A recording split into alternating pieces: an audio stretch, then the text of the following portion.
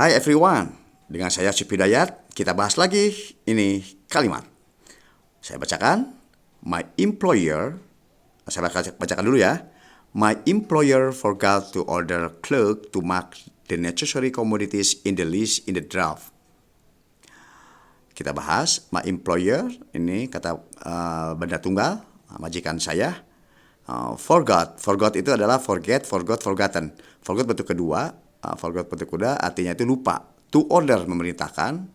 Ya, setelah kata kerja bertemu dengan kata kerja, baik kata kerja bentuk lampau ataupun kata kerja bukan bentuk lampau, tetap pakai to. Jadi forgot to order. Kalau misalnya pakai yang present tense juga forget to order gitu. Jadi pakai to di sini ya. Jadi my employer, majikan saya forgot to order, lupa memerintahkan clerk juru tulis to mark untuk menandai, ini kata kerja to mark, menandai the necessary commodities, barang dagangan yang penting in the list, di dalam daftar, in the draft, di dalam daftar, di dalam rancangan.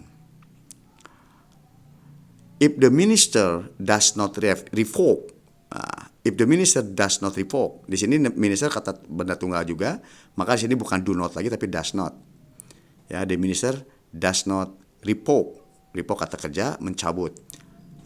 Bila menteri tidak mencabut the old regulation, aturan yang lama, and does not endorse, dan tidak mengesahkan aturan yang baru, we will order. Di sini we will itu model, sehingga order itu tidak pakai s lagi. Ya, karena ini juga we, ya we juga memang kalau tidak ada we juga tidak pakai s. Ya, di sini udah ada kata kerja modals ya. Kata kerja modals, ada modals, bukan kata kerja tapi ada modals. Jadi setelah pakai modal will, di sini harus pakai kata kerja pertama. We will order laborers, nah, para buruh to carry out. Carry out ini parse ya, carry out melaksanakan massive rally. Massive rally itu demo besar. The chairman of the labor federation, ketua federasi buruh, shouted on the stage, berteriak di atas panggung. Okay. If the government does not, bila the government does not overcome, bila pemerintah, kata benda tunggal, does not, tidak pakai do not ya, does not overcome, tidak bisa mengatasi the dispute itu kata benda, perselisihan, the dispute between the laborers and employers. Jadi ada between, ada among ya, among juga di antara tapi banyak. Kalau between di antara tapi dua, between the laborers and employers gitu kan, antara dua ya.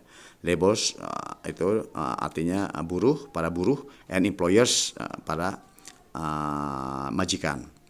In many manufacturers ya, in many manufacturers, di banyak pabrik-pabrik in our country, di negara kita.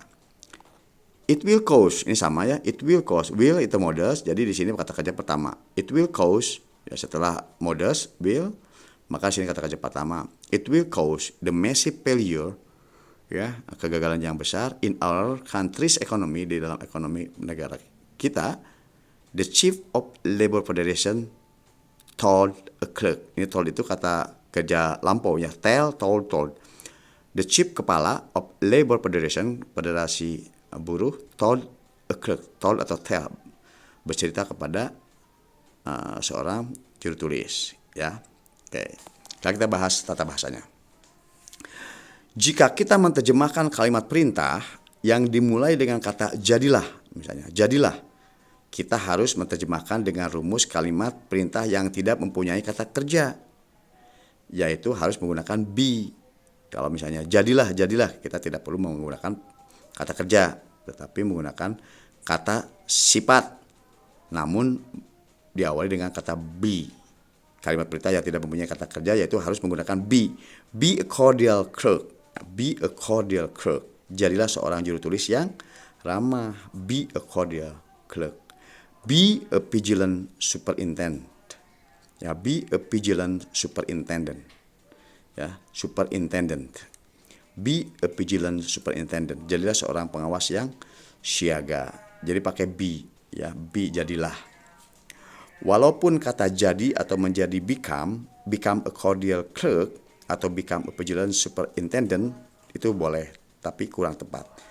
Kalau pakai jadilah, tepatnya adalah be a cordial clerk atau be a vigilant superintendent. Ya, be a vigilant superintendent sama be cordial clerk. Be a cordial clerk. Itu jadilah seorang pengawas yang siaga kalau yang ini. Kalau be a cordial clerk, jadilah seorang juru tulis yang ramah. Oke. Demikian dulu dari saya. Untuk selanjutnya kita nanti bahas lagi kepada materi berikutnya.